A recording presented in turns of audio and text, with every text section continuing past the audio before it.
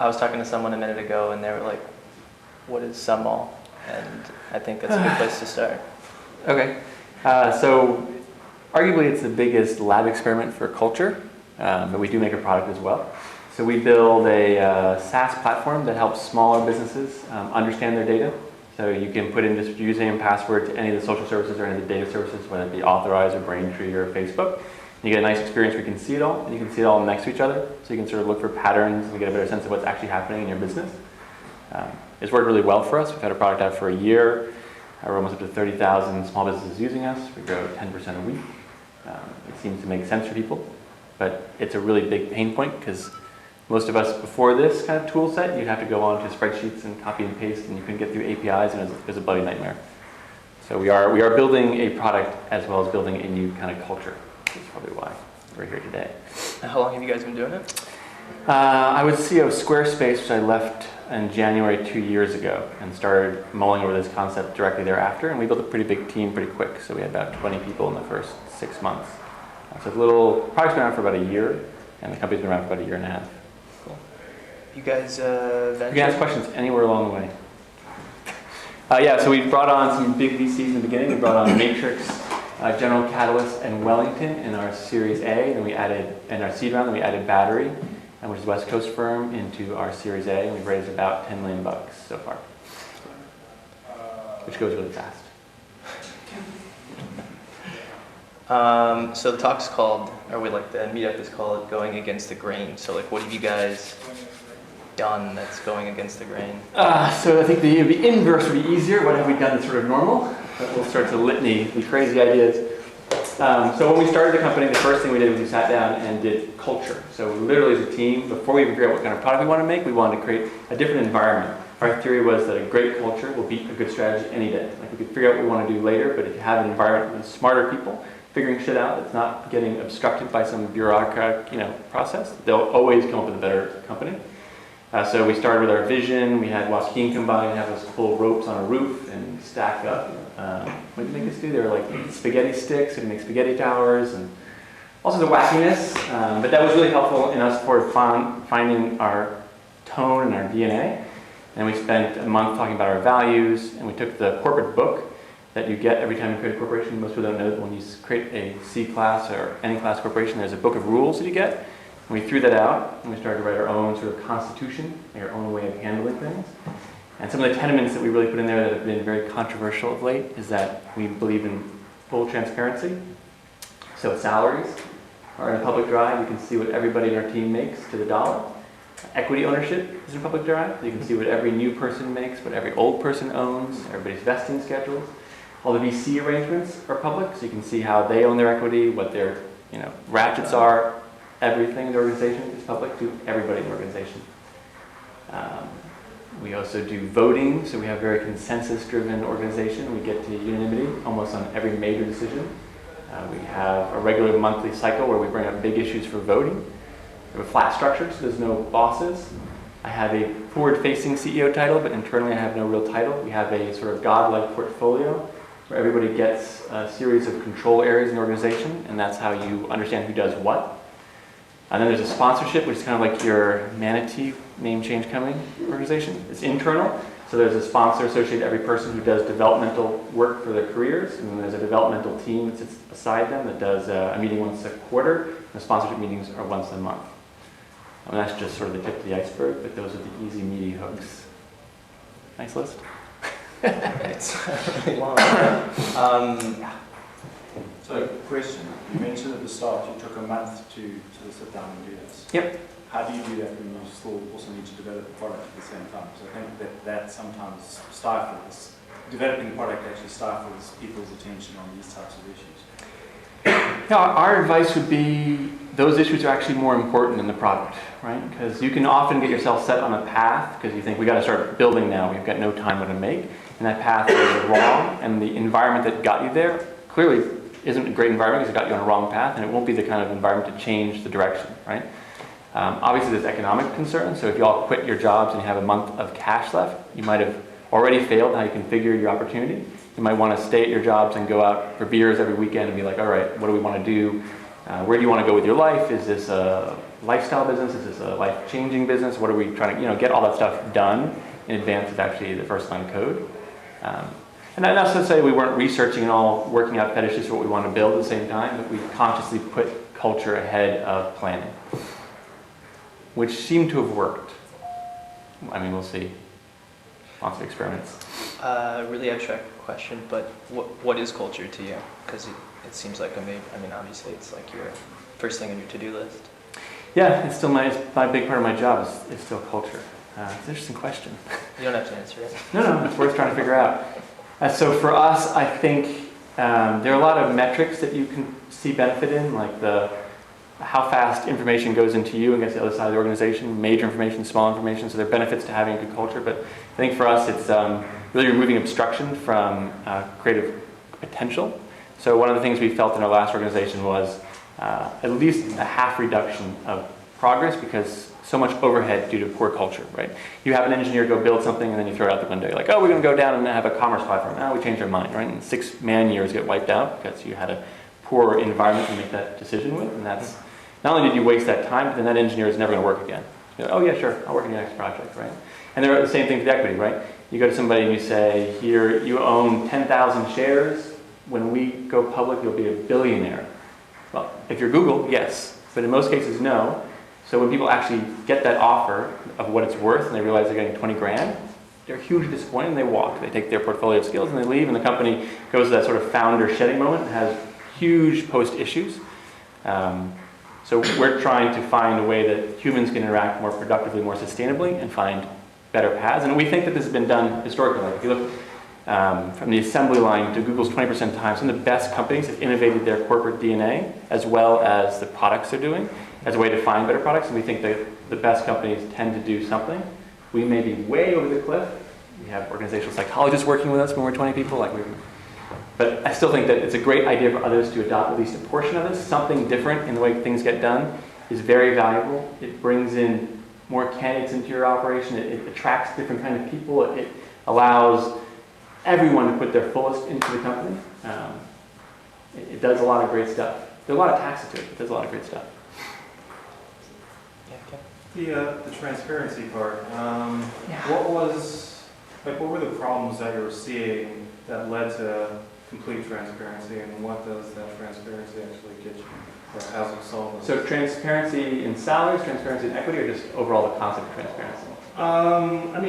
The thing that stood out to me most was both the salaries and the investment. Did you find that investors were nervous about this kind of level of transparency, or? So going in reverse order, the investors weren't particularly smart investors, or at least investors that we wanted to not have an issue with, right? So we went to some of the better folks out there. But I'm sure there are others who might have stress, but these investors didn't. They've actually agreed to have public board meetings and all sorts of other wackiness that we're trying to institute.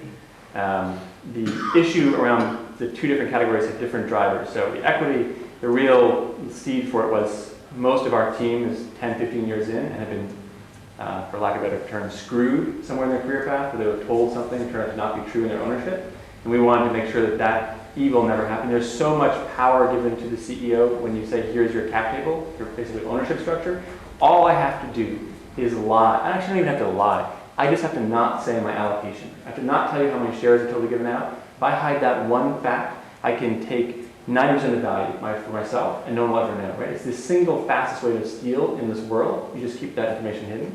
But it's dangerous because you end up losing your team, you're ethically challenged, there's lots of reasons not to. So we want to prevent that from happening.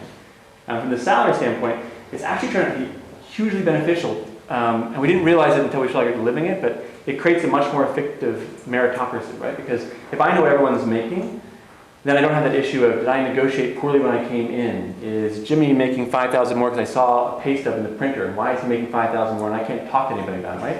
I know that Tommy's making more money. I can go to the organization and say, what the bloody hell is happening? He's not doing any more work. And the organization can at least say, yeah, but he came here 6 months before you. We didn't have anything to give him, so we gave him an extra $5 grand. That's why he's here. And I'm like, all right, that's not great, but I can live with it, right? So my frustration is alleviated. At least I know what's going on. And if I want to get a higher salary, I know what the bar is, right? I can see him sitting there working. So everybody tries to strive cleanly to perform. There's no ass kissing, right? That environment is removed. There's not one person setting the salaries because now the organizational transparency means everyone has to agree to it because there's so much negativity if you make a really big mistake.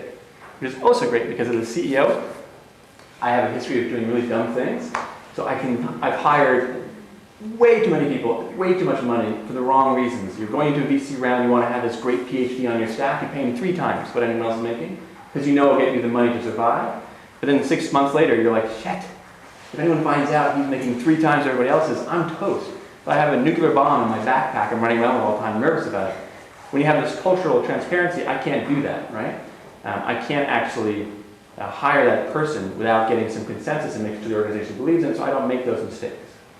Conversely, the penalty is I can't necessarily lead the same way I used to, so I can't just say, no, this is the right place, I'm predicting the future, I need to make these decisions. I have to now campaign in my own organization to do things that I think are right. But in a way, that's probably a better discipline, right? It's a good balance to be created. Can you talk about salary bands as well? I think that relates to all this. Yeah, so it got to be a little stressful when people were making 101, 103, 104,000. So when we give raises about every quarter, 10, 15% raises across the company every time we hit certain milestones. And we moved everybody into banding. So we put everybody into 9 bands so that there's a little more proximity. So you're either making 95,000, 105,000, 120,000. You're in a band of some proximity that you're not worrying about the small things, right? You might have been making 92 or 98, you sort of just get squeezed in the same spot, which takes some of the stress out about the smaller differences, which works, we think. How do you, who does someone decide who's in what band? What's the process for landing in a particular band? Yeah, so the bands are, they're driven by a variety of different influences, right? Their prior market value, the influence they had in the company, the risk they took, the time they took in the company. The process by which we first put them in was very subjective. So if I was to redo this, I would do a much more mathematical process to get people into bands. I think it's better, and into equity, because we did equity a little subjectively in the beginning, which turned out to be a complete nightmare. If you go to the bars around here and the coffee shops, they all know me, because I sit there for hours explaining how you're not worth 10% of the company as employee 30, right? Like this. It makes sense, but human beings always value themselves differently than an organization will, so you have to go through the whole training process of, no, an organization works this way, 0.5% is actually huge, go get a competing offer, get something close, and it works, but you have to teach everybody everything, which is a lot of work. And if you had a mathematical process up front, which is the way I'd advise doing it in the future, it's a lot easier to say, every month since the start, the value dropped 10%, your market value is this, so you get this discount. You could at least get to an abstraction of why you decided that versus being more subjective. Ours is a little bit too subjective to start with. But it's equalized, right? Because everybody's seen it, everybody argued the issues out, and we sort of ended up where everybody's happy-ish, content-ish, so it's not stress anymore. So landing in a band still kind of incorporates a certain amount of negotiation, at least in the very beginning, or everything that... Yeah, it's minimized just a little bit, right? If somebody lies and say their past salary was blank and they try to influence things, they probably get a little advantage. But since everybody else sees the work output, it quickly corrects itself, right? So usually we try to push people below where they are and then let them come back up because that feels good. And they also see how the organization recognizes their value. But yeah, it's not perfect. Do you think new CEOs think about stuff like this? Mm-hmm. I mean, as Joaquin said, we do a lot of mentoring. We think this is a great idea of some sort to get out there. We might have it wrong, but some part of this is hugely productive.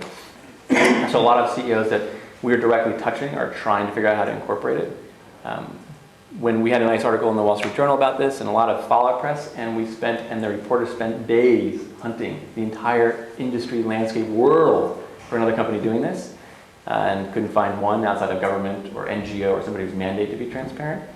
So there's not a lot out there yet, but it's a free market, so free markets work better than closed market. Obfuscation is always worse. Hopefully the future will go this way. Thanks. So it's really refreshing to hear you talk about this and have this approach and mentality. I come from the same school, literally, as Joaquin. Awesome. So it is really refreshing. So what do you think is the maybe barrier or challenge to this being more widely adopted, or to it being valued in this way by other leaders? Well, so in that same press push, we got on the front page of Yahoo, and there are nearly thousands of comments that popped up in a day. 99.99% of them said this was the worst idea ever, and we're going to go out of business tomorrow. I think that there is just, so there's two sides of the coins, right? We had there's a piece on us on the news, and they went around the street with a microphone and asked people, and the natural reaction was, oh Christ, I don't want someone knowing what I make, because I value myself less than what I've convinced my boss to pay me, right? Or, oh crap, this is a secret that my dad told me I shouldn't share, or my 30 bosses in my career said don't share this because I know they're paying you more than anyone else in the organization. They told me they're paying you more. No, they're not paying you more, but they told you they're paying you more, so you keep that damn secret, right? So it's so like wired into the DNA of corporate America or corporate life that should be hidden, that it's a huge mental shift for people to get around. And I don't know what the starting drug is, like how you get people hooked on it. I think this community is really the lever, right? If we have a few companies that do this, and hopefully one of us becomes successful in a more meaningful manner, I think that will become the Harvard business study and become a sort of case study that extrapolates.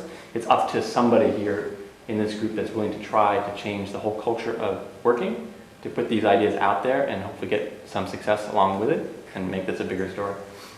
We're trying.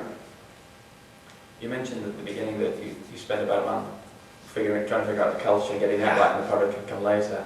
When you got together with your initial team, presumably you were thinking bringing people together with complementary strengths. I'd just be intrigued to know how you put together the initial team when you formed the company. And also, how big was the initial team? Bigger than normal. So we had a lot of people we'd work with, and we wanted to pull the best people we'd ever worked with. So we're at a certain point in our personal evolution that we wanted the A team. So we started with a lot of folks in the room, 10, 20 in the first few weeks and months. I think what we did in that case is, I sort of believe in the Gandalf style of management, when you have to have different personalities, you have to have hobbits and fighters and lots of different people to carry different loads. So we tried to get a cross-section of competencies in an organization, and all at the highest grade we could find them. Joaquin eventually came in and had us do all brain tests, which was kind of interesting. So we could find out where our brain segments were strong and weak, which we didn't actually hire very intelligently to, because we did that retroactively. But there was a lot of value even understanding why engineers and marketers can never seem to talk to each other, because they're totally talking across each other's capacities. So that helped us improve communication. I think as we go about it in the future, I might be a little more scientific about engineering the team dynamic. But in that case, we knew what we needed. We needed people who could build great things and figure great things out. So we just grabbed the best folks we could. And how much of you spent a lot of time on that culture, but how much of the concept or what you were actually going to develop was there at the beginning? Nothing. I think early on we got it, and we had like 30 business plans in that second month. We're just like, what the hell we want to do. There was a lot of density in our structure and our DNA to do something in data. We felt that it was the next big category, so it had an opportunity to do something meaningful and not just a normal business, but a category changer. And that sort of pulled us into, let's look at what models we have that apply to that and narrowed us down to what we're doing today. But that also came in away from our values conversation, because we sat around as a team and we decided, do we want to have a lifestyle business? Do we want to have a business that gives us an early payday? Do we have a business that does whatnot? And we sort of, in that team, and the team we've been hiring, it's one of the things we ask is we want everybody to go for gold, long-term players. So we are all going for high risk, long-term potential. We've had 3 offers to buy us in our first 2 years, and we're just trying to go for the long haul. You've hinted, but I'm curious what the first question was. Once you have your people in the room, it sounds like something about this. What kind of business do you want? The lifestyle thing, or is that right? I think that was the first real. We had obviously conversations. That was the first real structured conversation, which Joaquin was there for and helped us navigate. So we put up a whiteboard, and everybody threw up values, family, balance, be inspirational to the society, change the world. Like, it was a huge board, and over an extremely long night, in that first night, we ratcheted down to like 15 or 20 things that we thought were important. And over the last year and a half, we've brought that down to 8. 4. Okay, so 4 there's 2 flavors to each one. Right, so 4, so it's a constant narrowing of figuring out what it is, but even that exercise of just sitting around, because I've done this a lot of times, and founder dynamics is usually the first killer of companies. I've gotten much better. One of my first partners, I'm a big scuba diver and I love going in the water, and we're sitting around lunch and he was talking about how he loves going out in his boat shooting sharks and fish from it. And I was like, oh my God, how did I get here? Right? So you definitely learn through your career like what's important, and that turned out to be, even in the last company, we sat down like, what's our long-term goal? And we didn't read it right, so we ended up with a big fracture in our accounting team. Getting that right, cannot say how important that is. Making sure the people you start with have not same DNA, because you want diversity, but have the same thought of where you want to go, and then you at least all accept what that's happening. It's an invaluable day burn or 2-day burn if you do it quick. Awesome. Yeah, that was our first real. So I'm not from the literally same school, but same school of thought as they are. Happy audience. So my question for you is, how does, most people don't do what it is that you've done, right? In terms of the values, the vision, the alignment, so forth. How does that play into your hiring practices? We were scared shitless that we wouldn't be able to hire. We came with the bands, we're like, oh, this is going to be, well, we're going to go for people, because our top band is not that high, and we still get people to come down market. So in the last 2 months, we've been on a big hiring drive, which for us has been hiring another 6 or 7 engineers. This market's pretty tough work. And it's actually worked out stupendous. Almost everyone we've hired, even at this stage, have taken a 30 to 40% pay cut in this market to work for us. We've gotten people that were, Joaquin found literally on the list published in New York saying the most desirable engineers to hire. And the guy we got had 50 competing offers by the time we got him. And it was the fact that he didn't know if he negotiated the best in those offers. They didn't tell him the overall cap table structure. Like once you actually talk to somebody and you explain why we're different and how our culture works. And there's some people it doesn't, because we have a nonprofit. 10% of our cap table we gave away in the beginning to a nonprofit, to the idea that we should do good in our DNA from the very beginning. So we tell people, you're going to get an offer and you're going to give us back 10%. You can see those are like, wait a minute, what? That's mine, right? And that's a big red flag that this is not a good fit. And for those people who are like, wow, I can actually do something more meaningful with my life than just make money, okay, that's great. And that you're probably a great candidate for us, and it seems to have worked really well. It also makes negotiating much easier for me. So much easier, because I have the leverage of a society behind me. When I was just negotiating one-on-one, they're like, come on, just give me an extra $20,000. My wife's going to scream at me. I'm going to be great. I'll make it up to you. I'll work weekends. And you're like, whatever. I've got more things to do. I got to go raise 10 million. So yes, take your 20,000, right? Now I'm like, I can't go to the whole organization and say I hired one person above all of you because his wife gave him a hard time. So I'm handcuffed in a productive way, usually, and say, this is the bands. In 2 months, you're going to get $20,000 raise. So it's not bad, but you're going to start way below your market now, and you want it or not. What does your process look like for hiring? We try to sell, we try to innovate and everything, but in our hiring, we sort of flip it around, so we don't do heavy tech interviews until we've done a sell interview. So anyone we think, we hunt, so we don't do as much job posting and whatnot, because it's hard to get great people who aren't really prized by the organizations. Great people are always held tightly. So we pick great people and we go after them. And then once we hunt them, we sell them. So when we get our attention in them and we send them gifts, we stalk their friends, we do everything we can. When we get the person that we really like, then I, just part of my job, go out and woo them and sell. And if they actually say, I'm kind of interested, then we let the tech guys actually see if they're smart. Because if you inverse it, it's a tough, it's a slog. I'm a great guy, I'm loved by Bloomberg, they're paying me tons of money, why do I want to work for the startup? And you're grilling me on whether I know, Java, what the hell's going on? When you flip it around and they get excited to work with you and then you don't frame it as a tech interview, like, oh, hang out with our geeks and talk about tech, and it's working better so far. Different, in a competing market space, different is good, and if you think about even hiring is a similar task, everybody's doing it the same way. So any variation you can throw to it, not this variation. A friend of mine runs iStock, and he would throw huge beer nights, which were meetups, but they're actually hiring, and he would have one person in his company for every person who came to the meetup and just work the scene. That worked well for him, right? Something different, a different way to recruit. Another friend of mine who runs Guilt, he had 9 recruiters and like 50 employees. Like that was he just had a massive amount of recruiting energy because he knew he had to build a big organization. So it's different. How do you know that you like someone? Like, based on the centrality of your values. I mean, yeah, based on the centrality of your values, how do you figure out that this person who, is out there that you're going to try and pursue to a certain degree? Well, one of our values is excellence, right? So we actually prize genius very highly. So that's an easy pre-qualifier. You get people who are in market, establish themselves as being really good. Then you quickly find out your sort of compatibility from an ethics standpoint and goal standpoint. A smart candidate will ask, where do you want to take this company? Are you planning on exiting this company? You'll get those conversations out early. And then we hit them with our wackiness. We hit them with the day you start, you'll see everyone else's salary, and everybody who comes in will see yours, right? And if that scares them, which there have been a few, but not as much as I originally thought. And we're definitely a wrong cultural fit. So it's screening both ways, right? It's a mutual dating process. And we have a bunch of old, which we actually have done in prior companies. We have a lot of routines for establishing dating early on. So if we can get a candidate free at no risk, we put them on a trial process. We overpay them for a consultancy period so that we can basically divorce ourselves, fast fail on either side, which we have a pretty high ratio of passing. And if we can't do that, then we try to find some sort of side project or some sort of way that we can vet each other more thoroughly. On a very rare occasion, we really believe in somebody, we'll take the risk, and then we'll give them sort of a parachute that we always, 45 days in, have a divorce line. Because we've discovered that if you hire somebody and you're not absolutely sure, what happens is 30 days in, you don't like each other, but you're like, yeah, maybe you just got a bad boot up.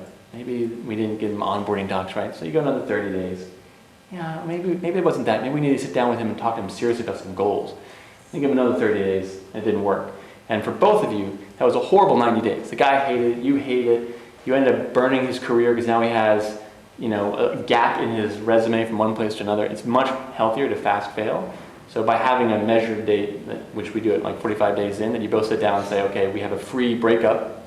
We walk into this room divorced. Do we actually want to get back together? It lowers that stress considerably. And then we give a parachute. It's sort of the Netflix idea. The Zappos idea.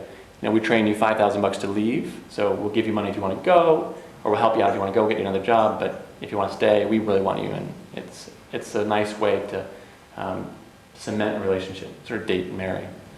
Really fast dating. Speed dating. You talk about the no titles, no bosses, and the nature of the workflow. No bosses is the wrong term. So it's peer created bosses, right? So our CTO, me, are voted up by the organization to say you have authority to do things, and we have a document that lists everybody's authority, and then we run with that. So somebody's ahead of the success in marketing, right? Which is basically a CMO.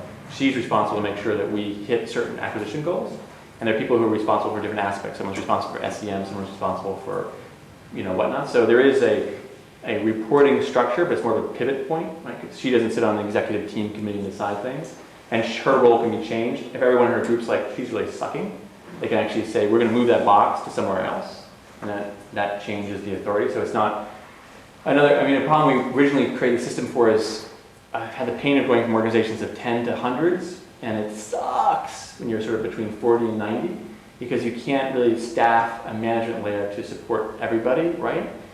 But you're too big to have the current founders actually run around and talk to everybody, so you end up with this really sluggish period.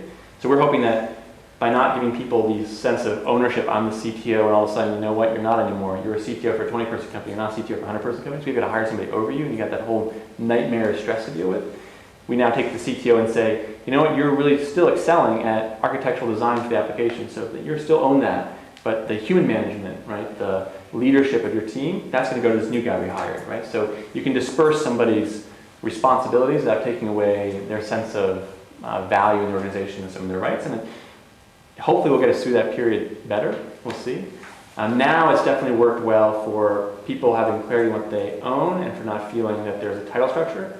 We've had a lot of problems in small decision making where people are used to, I just need to get my boss, and now they're like, who's my boss?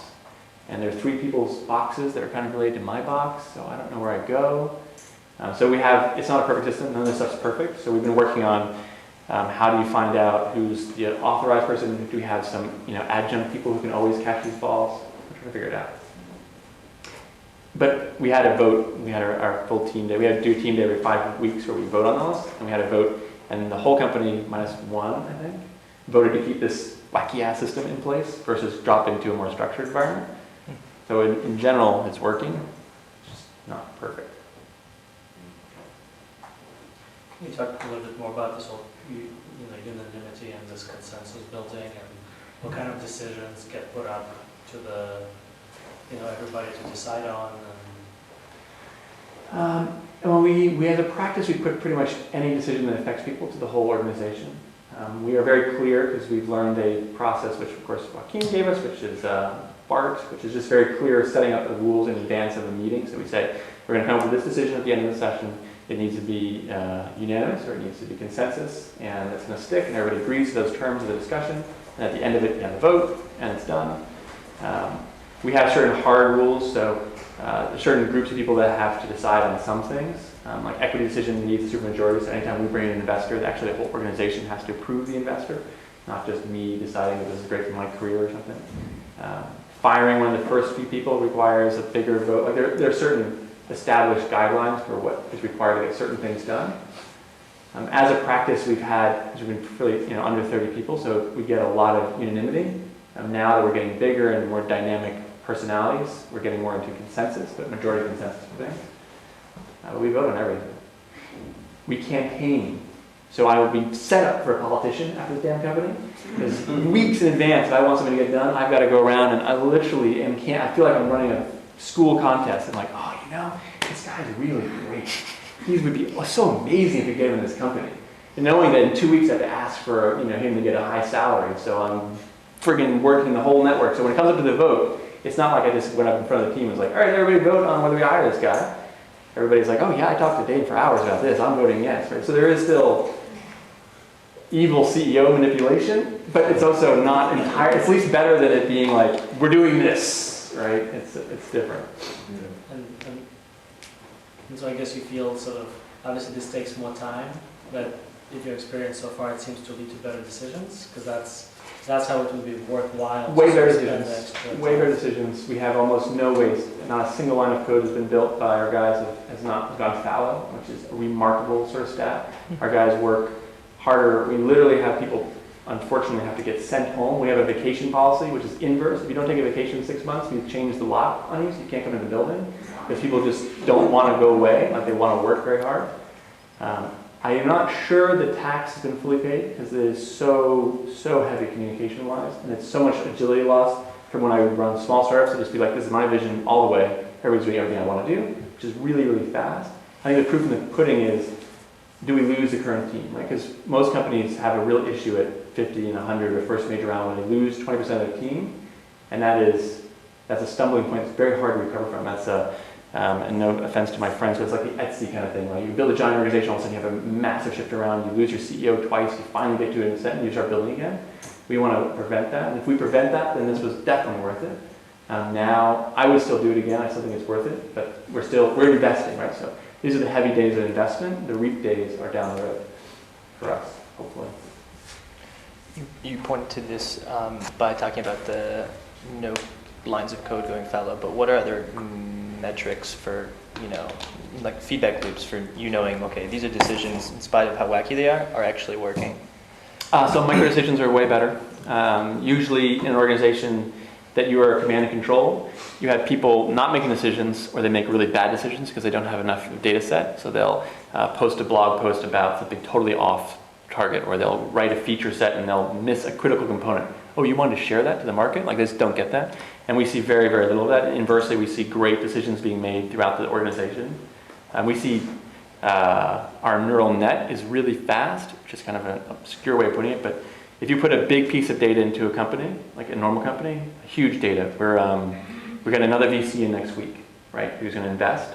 Most companies, they'll get through half the organization in a day or two, and maybe hit 100% in a week or so. An organization, that's 5 minutes, right? And small data, like a customer just said that they really wish our email would add more people to it, actually crosses the whole organization in days and actually gets across the whole organization, where in big organizations, the support team comes up with a great idea, and it sits with the support team. And maybe if you got a great support leader, he will actually evangelize a couple ideas, but he's not getting it out to everybody else. So we get a really good flow of data, which could be measured, probably should be measured, but it's useful, and it definitely makes for a better product. It's about 8:15. Take 3 or 4 more questions from the audience. Yeah. Yeah, that's pretty fast. You mentioned you have 4 values, and one was excellence. What are the other 3? So we have community, excellence, innovation, and fulfillment. Nice. That's what I'm here for. We'll share our value doc. We put our damn bands in the media. Anything you want. We're reasonably transparent to the world. We're actually considering doing our board meeting on stage. But we're up for getting this, at least if we fail horribly, and we create a nonprofit, got money in it, and we put an idea out there, it's not a bad story. But if you want any of that stuff afterwards, I'll send you our values. What other organizations do you admire? Have you looked to other organizations? Obviously, you're not completely in a vacuum, and other people have done interesting things. So, did you adapt anything from other people? Yeah, there are tons. Every time we stumble into inspiration, we try to Bruce Lee it. Take the best from everything and suck it into your own world. A friend of mine runs Single Platform, and he had his organization do push-ups every hour. So we had our organization do push-ups every hour. Not that everybody subscribes to it because it's consensus lead, but some of us are on the floor trying to do push-ups every hour. I would say that a lot of our ideas come from the market. Most of these really crazy stuff come from organizational psychologists who thought there's a better way and they've been preaching it forever, and we just try to start with some of it. And a lot of it's just come from there's got to be a different way, and we are willing to try and take some risks and see what comes from it. Because we know even the act of risk-taking is usually a good way to become better. So we're willing to burn ourselves in the stake. Where did your appreciation for culture come from?